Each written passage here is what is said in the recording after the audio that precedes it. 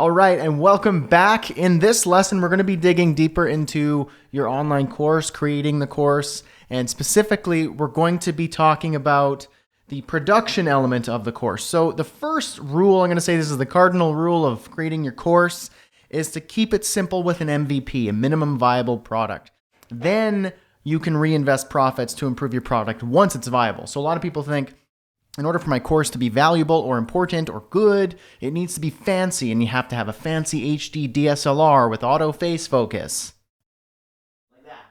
Or fancy lights, or fancy microphones, fancy computers, fancy software, tech gear, automations, all that stuff. No, you don't need any of that. Not yet. Only once your course or your product has proven itself and is generating profit for you, then you can reinvest it to improve it. So you don't need to worry about investing thousands of dollars in equipment, gear, software, any of that. You can keep it really simple.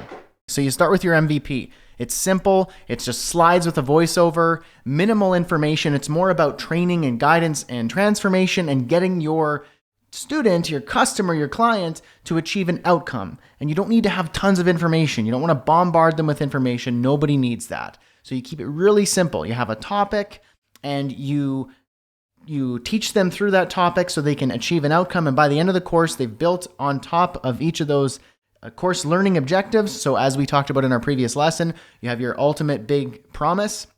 You break it down into modules, then you break that down into lessons. By the end of it, you should have a handful of lessons, a handful of modules with some lessons within each module. And you should be able to build on top of each of those so that by the end of it, your student or your client is able to achieve or has achieved an outcome. So it's simple with slides, minimal information, just talking points, simple delivery, no fancy software, and you collect feedback from your initial MVP students. Then once you start generating some cash flow, you reinvest profits into a version 2.0 with higher quality. So maybe you re-record, maybe you purchase like a USB microphone, a decent microphone, a nicer microphone like this one or something similar. And maybe you get yourself a DSLR camera that plugged into your computer and you have a nicer quality video. Maybe you have a webcam.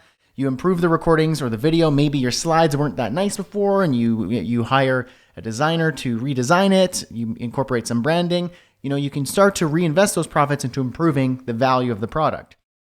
And specifically, what's more important is improving the value with the value adds. So like workbooks, exercises, maybe you incorporate a community, efficient delivery with software. So you start using software like ConvertKit, Zapier, or a different software course delivery tool so that it's a nicer user experience. Again, collect feedback so that when you reinvest those profits, now you have that flagship product. The highest quality with your feedback incorporated, improving the recordings and the video. Maybe you add some more modules or lessons, or you restructure the modules and lessons because your first iteration wasn't on the button. The second one was a bit better, and now the third one is just you're on the money and everything's working nice. The structure and the flow is beautiful.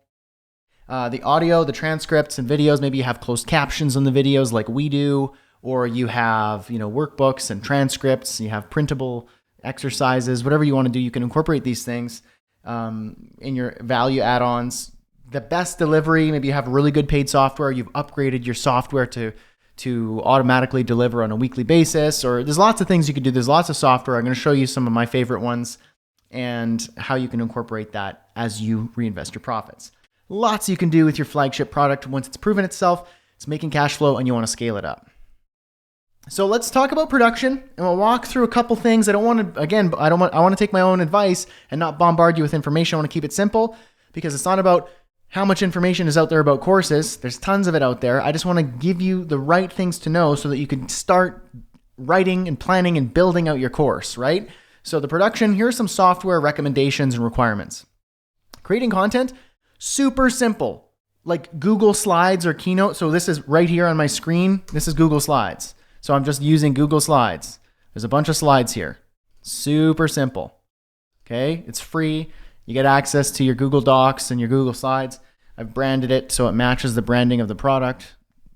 Looks good. I hit present up here and I got a full screen. Okay, and I'm recording it with ScreenFlow. You don't have to use ScreenFlow. It's a paid software, but you could just use QuickTime. QuickTime does screen recordings. You can also record with Ecamm. You can record with Camtasia. You can record with other free tools out there. You shouldn't have to dig too deep into your wallet to record your screen and your webcam or your microphone or if you have a better microphone. For me, my setup right now is a little bit higher production value because I've reinvested and it makes sense for me to do that. But I'm using Google Slides here so you can follow along with some structure. Okay, I've got a good microphone, I've got a good camera, I've got some lighting. Again, we'll talk about that as we move through. So Google Slides, Keynote, that's what you'll use for your content, creating your content. If you want to show like a slide, now you might not even have a camera like what we're doing here, and you might just have a voiceover. That's fine. That's a great MVP way of approaching your course. Course delivery, this is how your student consumes the course. So how do you get them access to the course? How do you get them to purchase it and then access it?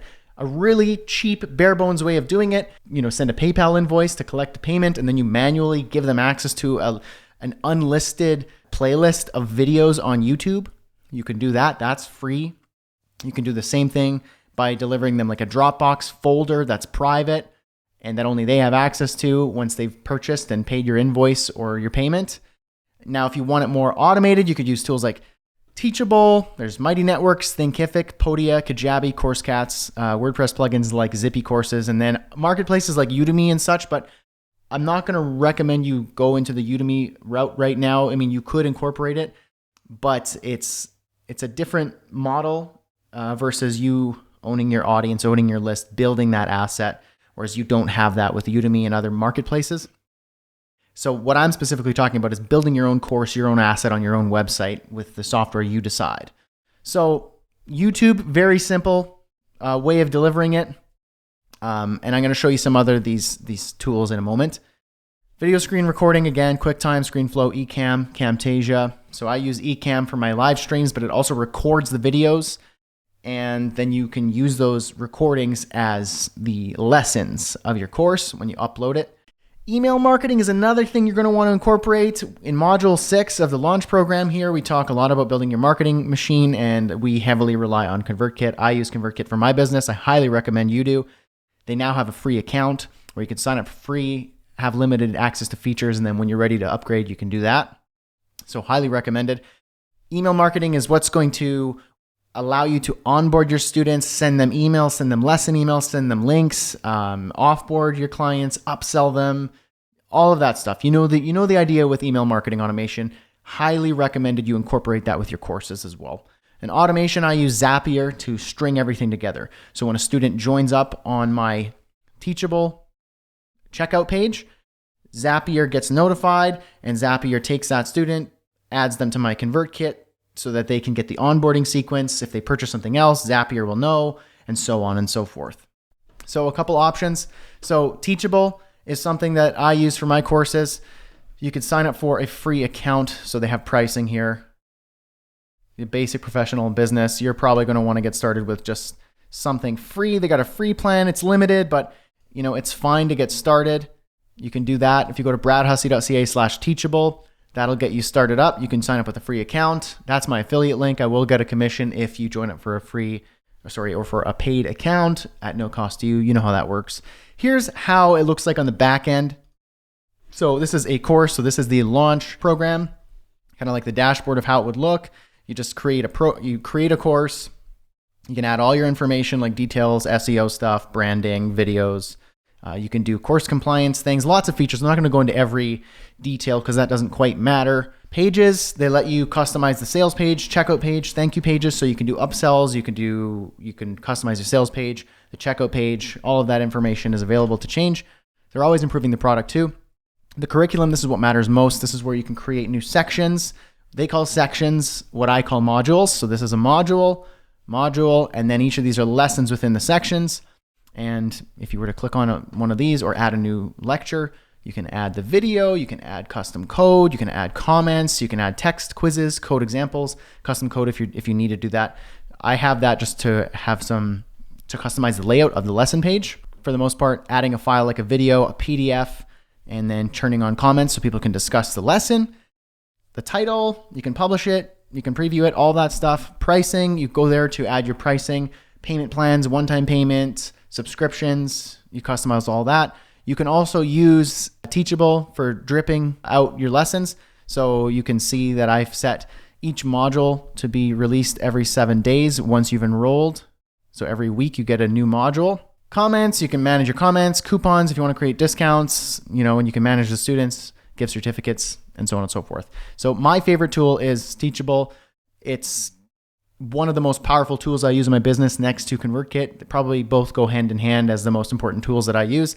But there's other tools like, say, Thinkific, which is Teachable's direct competitor. You can use that as well. I do have a Thinkific account that I signed up with at one point. I don't use it, but I wanted to play around with it. They gave me access so I can check it out. And it's a similar sort of deal. Direct competitor, they're going to have a few things different, a few things better, a few things worse. It's kind of like Nikon versus Canon. You choose whatever one you like, and that's fine. Mighty Networks is another up-and-comer. We use Mighty Networks for our mastermind community, as you can see here. And what's really exciting about Mighty Networks is that you can have it be an all-in-one tool where you can have your community for your courses in here. You can have courses on Mighty Networks. So here's an example of a course on Mighty Networks. So this is a different network I'm a part of. Courses, you can see the courses they have here. They have sales pages for the course. You could set that up. They're really pretty, keeps it really simple. So you can see the information about the course like this, and then you could buy, and then right in there you have access to the course so that you can take the course, you could discuss the course, and everything like that. So it's another option. I'm hearing good things about it. I don't use it at this moment. I might consider it in the future if it makes more sense. But right now, Teachable is my go-to delivering tool.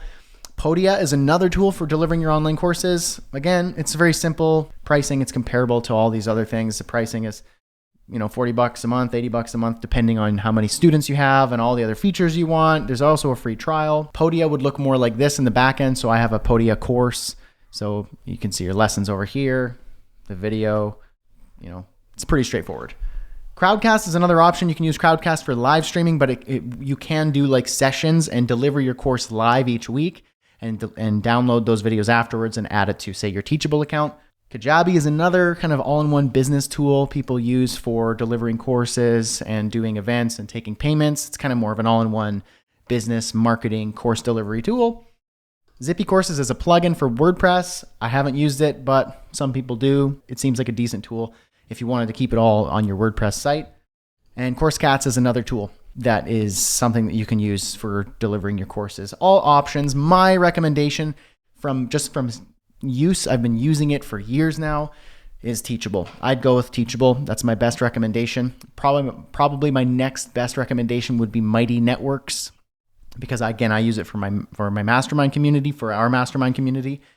I haven't used it for courses, but I'm hearing good things about it, and I like the idea of keeping it all in one place. Now, when it comes to gear and recommendations like that, a must-have is a computer, like a laptop. You're gonna need that, of course. Audio, your webcam microphone is pretty bad. I think that what's more important is good audio versus good video, because you could record your screen and not worry about your face or anything with your webcam. Cameras are expensive to get a good video quality, so I think the better option is to start with better audio. So you can get pretty affordable and decent quality microphones. I'll show you that in just a moment. So a USB microphone. This is a really expensive and fancy microphone with an expensive boom arm. You don't need that. It's kind of more of a podcasting, music recording setup. You don't need to have that. You can get a really good sound from a USB microphone, like the Yeti microphone or the Ice microphone. I'll show you in a moment.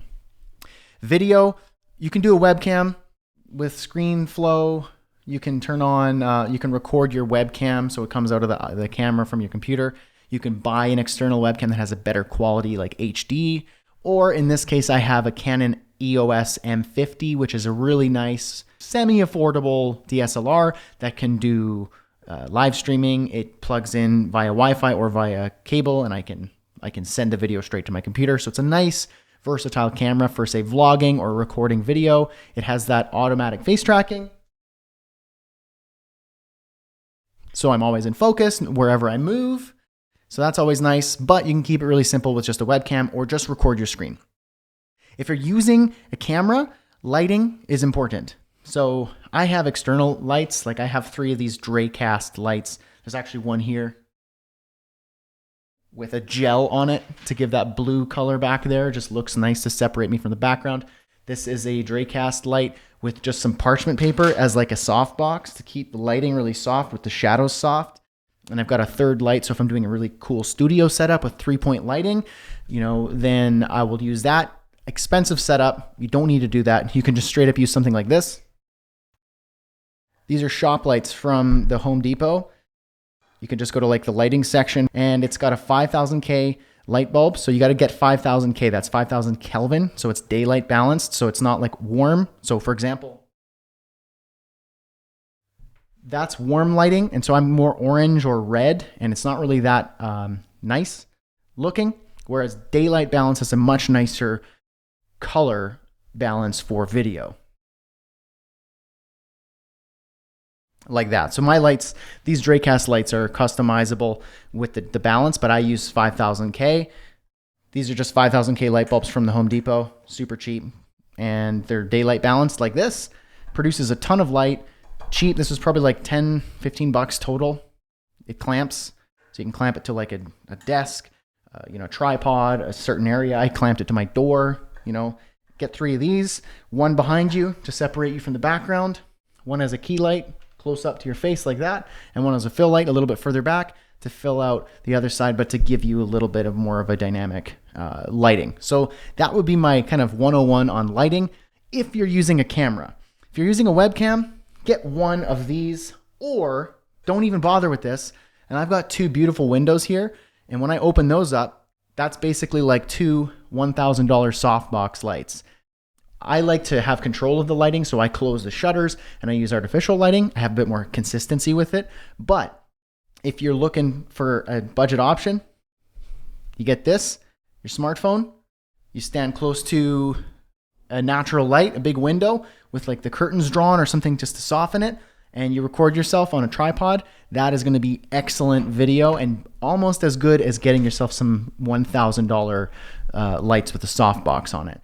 Honestly, the sunlight or a cloudy day with big windows, that's going to be your best friend in terms of a budget lighting setup. So this is more my pro audio video recording recommendation. So I use the Shure SM7B, expensive microphone. I wouldn't recommend it unless you're really looking to up your quality and you're starting to make some decent cash from your business and say your course. Apogee Duet, I have an Apogee Duet. It's down here that plugs into this. And I also have the tube preamp because this microphone needs a preamp. It needs an audio interface and a preamp. So this is like $500, $200, $800. You're looking at like $1,000 to $1,500 setup. You don't need to do that. Get yourself something like this, the Blue Snowball Ice condenser microphone. That right there is not very much, $100, $200. That's fine. Comparable ones like that are out there, like the Yeti. That's a decent microphone too. I use the Rode wireless microphone. So if you're doing like something like this and you're not around a microphone and you want a lav mic that's wireless and you're doing like on-site recording, you can do that. That's an expensive microphone. You don't need it unless you're starting to reinvest into a version 2.0 or a flagship product. Canon EOS M50. I'm loving this camera. It's relatively affordable compared to other DSLRs, and it's really versatile, really nice camera for doing courses and vlogging and stuff like that. This is my lighting setup. It's a 3 light kit. You can get some pretty cheap Amazon lighting kits as well, or just use windows or those work lamps with a 5000 Kelvin balanced light bulb. You can get at the Home Depot for like $10. I use a 4-track portable recorder when I'm doing stuff away from this microphone. You can also use a shotgun mic that sticks on top of your DSLR. I use ScreenFlow, and that's kind of my base recommendations for higher quality. But if you're looking for budget, again, you don't really need to worry about that much in terms of software. You can use QuickTime or basic, cheap or free recording software, Google Slides, USB microphone, a webcam, or your smartphone on a tripod with some natural light or some cheap work lamps. That's kind of what I recommend for your gear at this point. Now, student experience and customer happiness, that's also important. You don't need fancy software. Eventually, you could use it. You should have a good onboarding experience, so this can make or break your student's first impression of the purchase and maybe the difference between a refund and a lifelong customer. Personalization, so send a personal video welcome. You see they joined up, send them a quick video, a handwritten note. You can do something like that. A quick phone call, even an automated or a non-automated rather welcome email or a private message can add a human element to your new student's experience and make them feel like you care. There's ways to automate that as your product becomes more mass market and more consistent. You're getting daily sales and you can't always send personal videos. You can automate it with, say, ConvertKit. Routine check-ins, so a weekly broadcast or automated email sequence to hold your student accountable to their purchase and provide guidance and prompts for continued success. These check-ins are great opportunities to collect product feedback, reviews, and prompt referrals. This can happen automatically with Zapier and ConvertKit. I'm not going to show you in this video. I'll do some more training videos here in this module to show you the more nitty-gritty, kind of in the weeds. How do you set up an automation? How do you set up an onboarding sequence? We'll get into that. Support and community, another great value add. It gives you the ability to provide support, and you can do that in a simple way, like, say, a support email, a help desk, or even a phone number. And then you can task your assistant or a customer support VA to manage that. So you can have a customer happiness team member.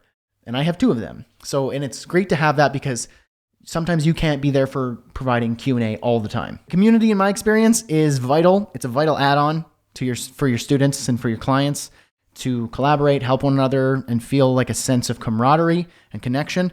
You can use Facebook groups. That's free. If you want to get off of social, Mighty Networks, I'm loving that for my community. And Slack is also a nice, decent and free tool, which we used to use, but we moved away to use Mighty Networks instead. Here's another one. So whether you're recording your voice or recording yourself on video, it's one of the most important aspects of your course production, in my opinion.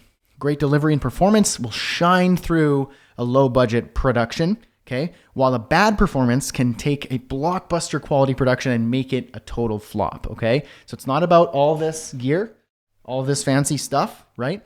What it's about is how you communicate your valuable message and your valuable content so that you can transform your student. So your performance is key, as is your content. Maybe I'm biased because I come from a performance background, both in theater and music, but because of this background, I understand the critical importance of a great, authentic performance when you're delivering your message and your content and your training. So you don't need a theater or acting background. You don't need to do that to deliver a good performance, but a little bit of coaching and practice can go a long way. So when you're creating a video or a lesson and you want to share it and get some feedback on if you sound something like, "Hey guys, welcome to lesson 1. We're going to try to, I can help you get away from that. The whole community can help you get away from that. It's something that you practice and you get better at as you go. My first courses were just embarrassing. I'm even embarrassed that some of them are still out there. In fact, my first course is still out there and it sounds obnoxiously embarrassing to me, at least, but you get better as you go. We can accelerate that by working with you and giving you feedback in the community. So share your videos, share your lessons with the community, and myself, my team, and the rest of the clients, we can give you some feedback on your performance as well. So that's kind of it for top level production when it comes to giving you production tips for your course and creating that product. We went through the software, the gear, the tech, the tools, recommendations for your performance, for delivering your content, whether it's cheap, middle budget, or high-end budget. You start with an MVP, you reinvest your profits into version 2.0, and then ultimately you invest those profits back into your flagship product, which can be constantly improved in terms of the training, the content, the value add-ons, the deliverability, the automation, the marketing, and everything. You start simple. Core message, get your clients and your students a transformation. You don't need fancy tools, gear, and software for that. You just need your content, your message, a decent performance, record it and capture it in a nice way, and we can improve and reinvest profits into making that an amazing product as you go, as it becomes more viable. When it comes to putting this together and doing it the tangible, in the weeds details of setting up your lessons and automating and stuff, I'll give you some training on that in upcoming lessons, so don't worry about that. But also, I encourage you to now take what you've learned in the last couple lessons here and start applying it. That would be an exercise for you. Structure out your course, start writing it, and consider how you're going to deliver it. And any questions you have, any thoughts, concerns, or worries, or ideas you might have for your course, your product, and any of that, send us a message in the mastermind, post it in the mastermind to prompt a discussion, start a discussion, or join an existing one. We're here to help and we want to see you succeed. in your service-based business and as you incorporate products. So thanks for watching. This was a big lesson. So take a break, go get yourself a bubbly water, a coffee or a beer or whatever you want to do, and we'll see you in our next lesson. Cheers.